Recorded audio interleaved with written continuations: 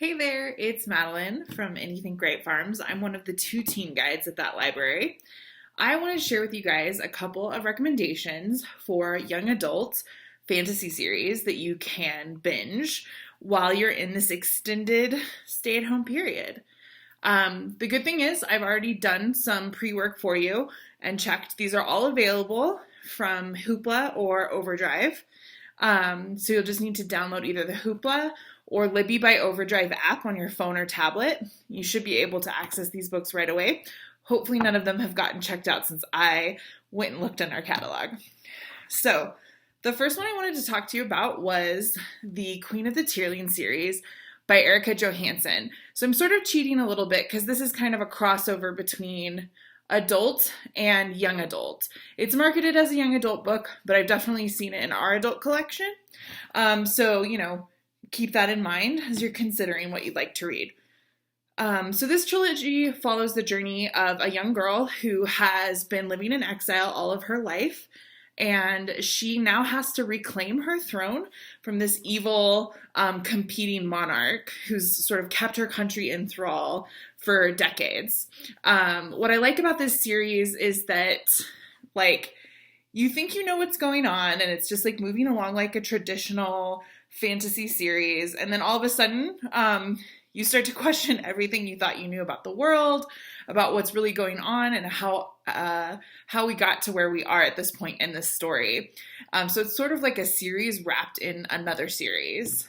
I would read the series if you are interested in a fantasy novel that's going to surprise you, even if it takes a while to do it, so you sort of have to have a bit of patience.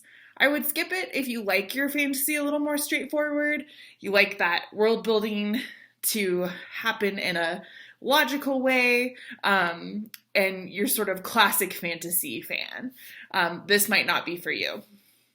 The second series I wanted to talk about is The Raven Cycle by Maggie Stiefvater. So this is a series with 4 books that are all out, and actually a spin-off series, which is fabulous. Maggie Stiefvater just released the first book in that second series.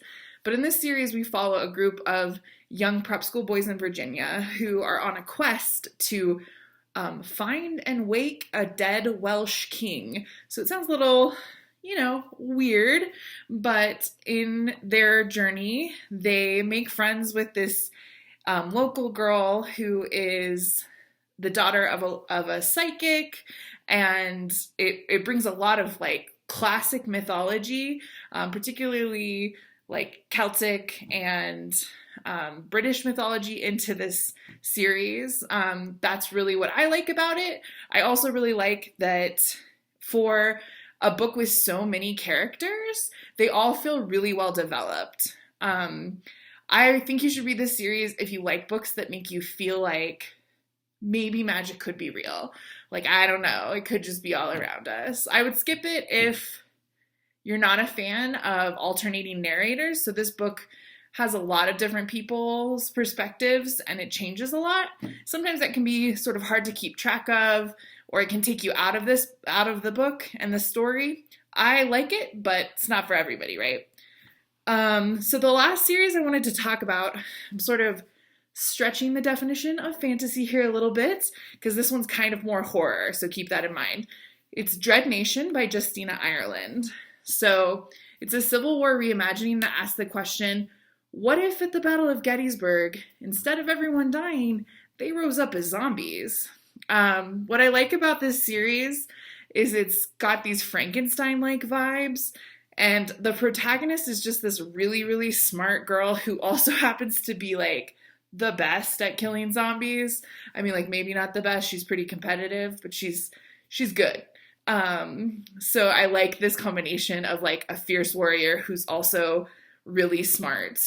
I think you should read this series if you like books that have a take on historical issues, but through sort of a fantastical idea like zombies, right? So you're looking at what happened in that era of time, post-Civil War, but also there are zombies. Love that about it.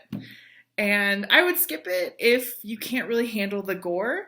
If that keeps you up at night, this is probably not for you.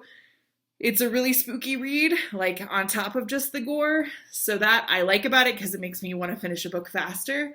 But again, not for everybody.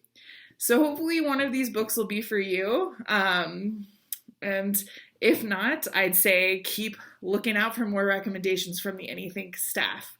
We miss you guys all a lot. Take care. Bye.